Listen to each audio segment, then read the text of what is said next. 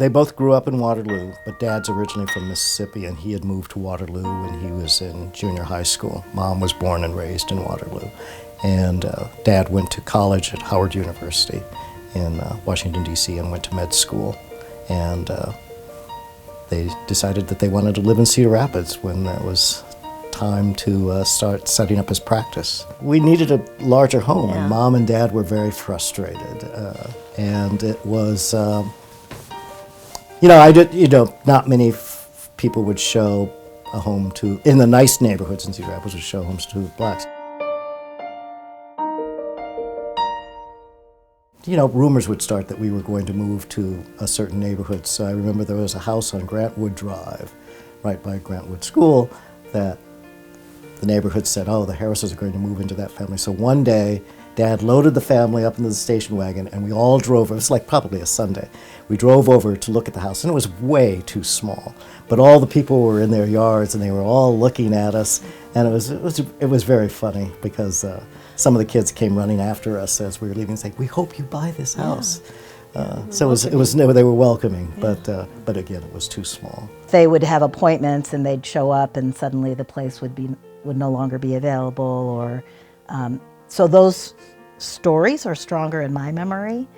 But for whatever reason, Robert Armstrong became aware of the need, was determined to help, and then ultimately had made a decision somehow to donate these 3 plots of his land to St. Paul's Church with the request or stipulation, I'm not quite sure what that looked like, that one of these lots would be sold to my parents. Dad had brought us by the house as it was being built. Oh, we came by all the time. You know, so we saw all the stages of development of the house, and to finally be in the house was great.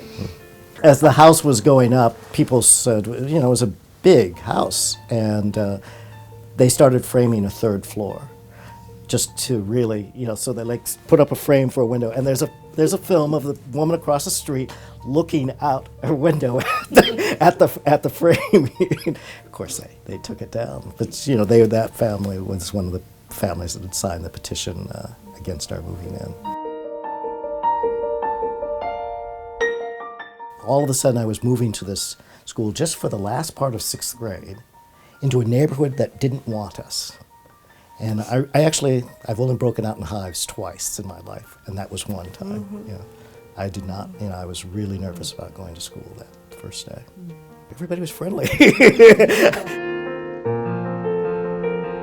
Somehow either a brick or a paving stone, like a wall stone, was thrown through the bow window here into the living room, and it shattered, there's shattered glass and debris over the floors. That's the scariest thing that happened. It was a one-time incident.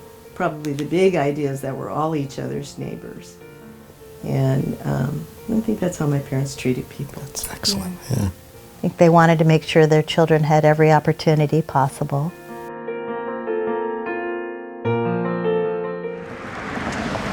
I was born a few months after the family moved into the house.